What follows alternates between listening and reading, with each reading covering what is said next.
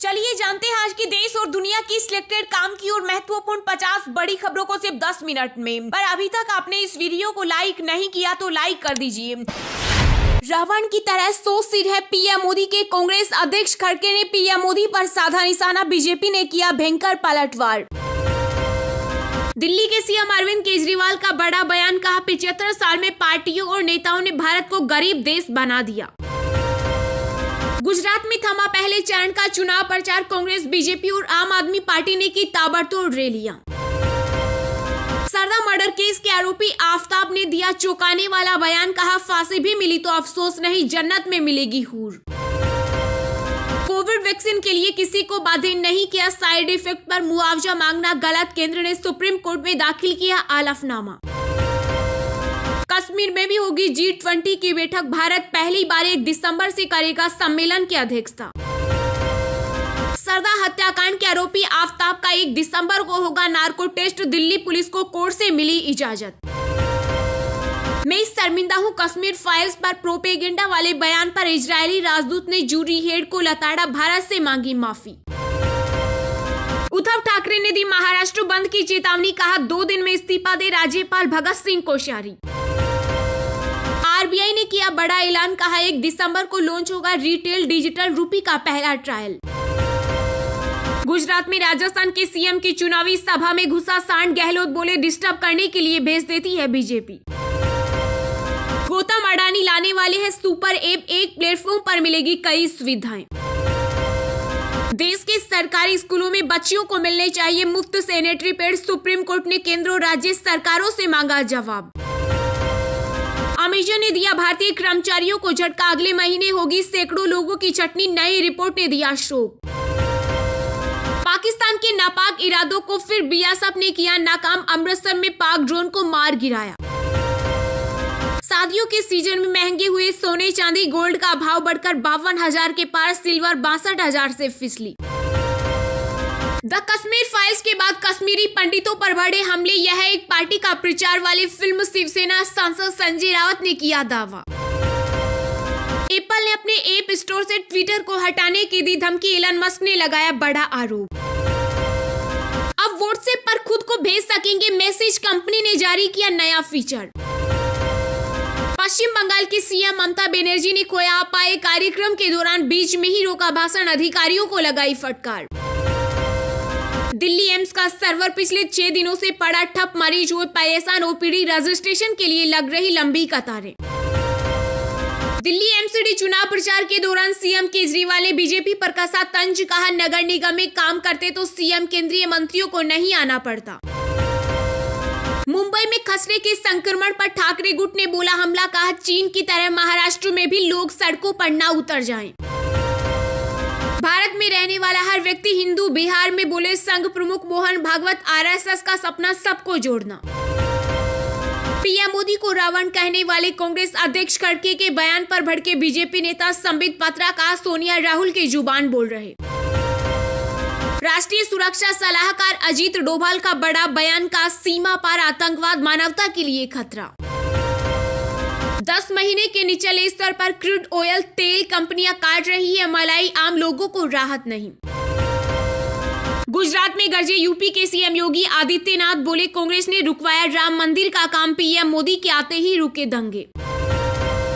सरदा हत्याकांड सोची समझी साजिश का नतीजा। पुलिस की जांच में हुआ बड़ा खुलासा।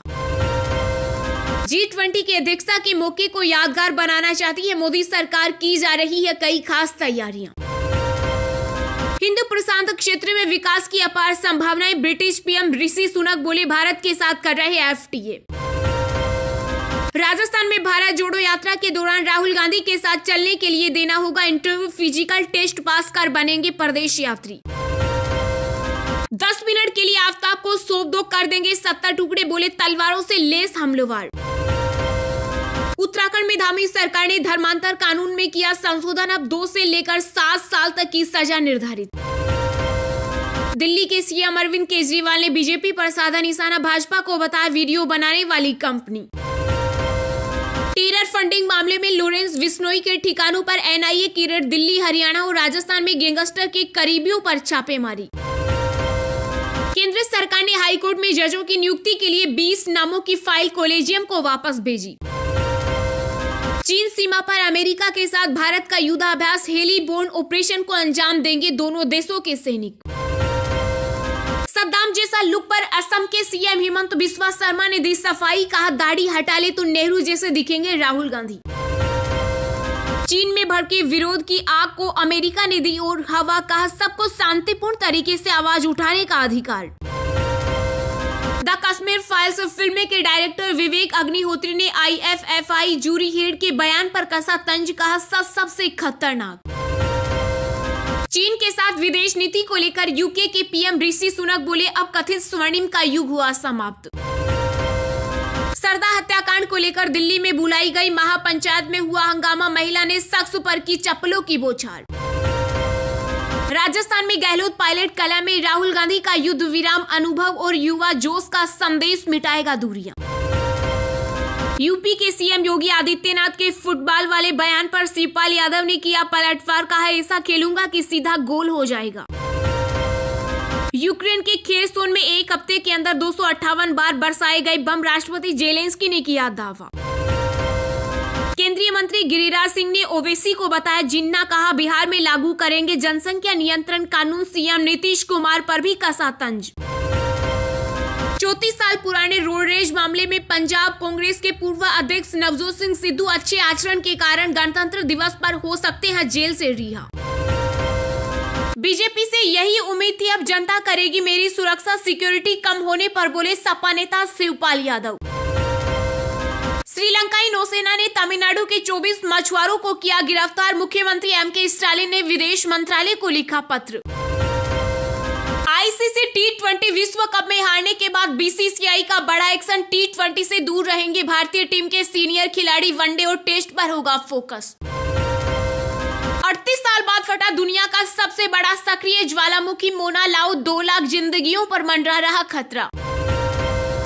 पाकिस्तान में आर्मी चीफ बदलते ही सेना में मची हलचल, पूर्व पीएम इमरान खान के करीबी अधिकारियों ने दिया इस्तीफा। नई स्टडी ने बढ़ाई टेंशन, ओमिक्रॉन से ज्यादा घातक हो सकता है कोविड-19 का अगला वेरिएंट। असम मेघालय हिंसा मामले में NHRC ने लिया संज्ञान, सरकार से कहा ऐसी घटनाओं को होने से रोके, निकाले समाधान। प्रगतिशील समाजवादी पार्टी के मुखिया शिवपाल सिंह यादव बोले, अगर अखिलेश 2022 में एक साथ होते तो आज स्थिति कुछ और होती। विदेश मंत्री एस जयशंकर बोले, भारत का विकास इंडियन टेक्नोलॉजी के डेवलपमेंट की गहराई से है जुड़ा। सरदा मर्डर केस के मुख्य आरोपी आफ्ताब की वैन पर FSL दफ्तर के बाहर हुआ हमला, तलवार और हथौड़े से लैस 4 से 5 लोगों ने बनाया निशाना। बॉर्डर पर भारतीय सेना की पैनी नजर, दुश्मनों के ड्रोन को नष्ट करने के लिए चीलों को दी जा रही खास ट्रेनिंग। 8 दिसंबर तक चुप रहो वरना जेल में ही होगी हत्या, सत्येंद्र जैन और मनीष सिसोदिया परिवार को दे रहे धमकियां। सचिन पायलट को गद्दार कहकर फंसे गहलोत, आला कमान मांग सकता है सफाई, जयपुर पहुंचेंगे वेणुगोपाल। लॉरेंस बिश्नोई नीरज बवाना का आतंकी कनेक्शन, NIA ने उत्तर भारत के कई राज्यों में तीसरी बार मारा छापा। गहलोत सरकार का फैसला, राजस्थान में कक्षा 8 तक के छात्रों को हफ्ते में 2 दिन मिलेगा दूध। उत्तराखंड में अपराधियों की खैर नहीं, यूपी की तर्ज पर गरजेगा बुलडोजर, धामी सरकार ने गैंगस्टर एक्ट के अपराधियों की संपत्ति जब्त करने के दिए निर्देश। जबरन धर्मांतर रोकने के लिए कानून जरूरी, सुप्रीम कोर्ट में मोदी सरकार का अलफनामा, कहा महिला पिछड़े वर्गों की सुरक्षा के लिए यह है आवश्यक। 12 दिसंबर को सुना जाएगा शिवसेना चुनाव चिन्ह विवाद, चुनाव आयोग ने मांगे दस्तावेज। पश्चिम बंगाल की मुख्यमंत्री ममता बनर्जी के खिलाफ राष्ट्रगान अवमानना मामले की सुनवाई 3 जनवरी तक टली, मुंबई में लगा था आरोप। बंगाल में माइक्रोसॉफ्ट का कर्मचारी बताकर विदेशी नागरिकों के साथ फ्रॉड, फर्जी कॉल सेंटर से 16 लोग गिरफ्तार। टाटा को मिली बड़ी राहत, सिंगापुर एयरलाइंस के बोर्ड ने दी एयर इंडिया और विस्तारा के विलय को मंजूरी। अहमदाबाद में धड़केगा भोपाल के अनमोल का दिल, पहली बार बनाए गए एक साथ 3 ग्रीन कॉरिडोर। चलिए अब जानते हैं जो आम आदमी के काम की और फायदेमंद खबरें हैं उनको विस्तार से। पर इससे पहले अभी तक आपने इस वीडियो को लाइक नहीं किया तो लाइक कर दीजिए, गुजरात में थमा पहले चरण का चुनाव प्रचार। कांग्रेस, बीजेपी और आम आदमी पार्टी ने की ताबड़तोड़ रैलियां। जी हां, गुजरात विधानसभा चुनाव के पहले चरण में 1 दिसंबर को 89 सीटों पर होने वाले चुनाव के लिए प्रचार थम गया है। पहले चरण में चुनावी मैदान में 788 प्रत्याशी ताल ठोक रहे हैं। वहीं दूसरे चरण में 5 दिसंबर को 93 सीटों पर मतदान होगा, जिसमें 833 प्रत्याशी चुनावी मैदान में अपनी किस्मत आजमाएंगे। राज्य में इस बार विधानसभा चुनाव काफी दिलचस्प है। पहली बार त्रिकोणीय मुकाबला देखने को मिल रहा है। गुजरात में बीजेपी, कांग्रेस के अलावा इस बार अरविंद केजरीवाल की आम आदमी पार्टी भी चुनावी मैदान में ताल ठोक रही है। मुख्य निर्वाचन अधिकारी पी भारती ने बताया कि पहले चरण में 1 दिसंबर को 89 सीटों पर होने वाले चुनाव के लिए कुल 788 प्रत्याशी मैदान में गए हैं। गुजरात में कच्छ की 6, सुरेंद्रनगर की 5, मोरबी 3, राजकोट 8, जामनगर में 5, देवभूमि द्वारका में 2,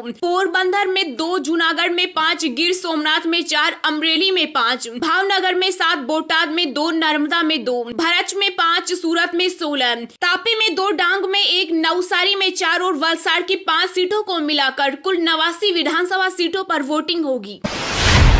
आरबीआई ने किया बड़ा ऐलान, कहा 1 दिसंबर को लॉन्च होगा रिटेल डिजिटल रूपी का पहला ट्रायल। जी हां, भारतीय रिजर्व बैंक ने 1 दिसंबर से रिटेल डिजिटल रुपए लॉन्च करने की घोषणा की है। रिटेल डिजिटल करेंसी के लिए पहला पायलट प्रोजेक्ट होगा।